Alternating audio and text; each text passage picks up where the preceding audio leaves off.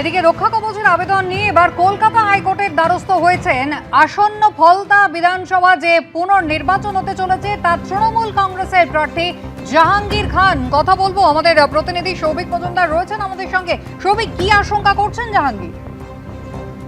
দেখো, জাহাঙ্গীর খানের বক্তব্য হলো যে তার বিরুদ্ধে এই মুহূর্তে কটি এফআইআর রয়েছে সেই সংখ্যাটা তাকে জানানো হোক, এবং তার পাশাপাশি তুমি জানো যে তিনি আশঙ্কা করছেন যে তার বিরুদ্ধে গ্রেফতারির মতো পদক্ষেপ করা হতে পারে।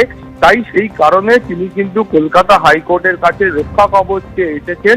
এবং তুমি জানো যে তিনি ফলতা কেন্দ্রে যে আসন্ন নির্বাচন হবে, যেটা পুনরায় হওয়ার কথা রয়েছে আগামী 21 তারিখ, ফলে সেই নির্বাচনে তিনি তৃণমূল কংগ্রেসের হয়ে প্রতিদ্বন্দ্বিতা করছেন। এই অবস্থায় তার বিরুদ্ধে কটি এফআইআর রয়েছে এবং সেই এফআইআর গুলির ক্ষেত্রে তাকে যেন একটা রক্ষা কবচ দিতে হয়, সেই আবেদন নিয়ে তিনি কলকাতা হাইকোর্টে এসেছেন।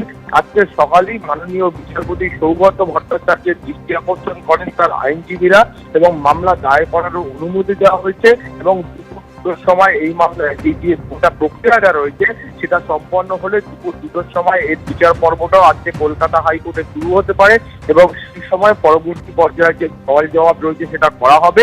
এবং তার পাশাপাশি কলকাতা হাইকোর্ট যা প্রয়োজনীয় নির্দেশ রয়েছে সেই নির্দেশও কলকাতা হাইকোর্টের তরফ থেকে প্রদান করা হবে। সুস্মিতা, ধন্যবাদ।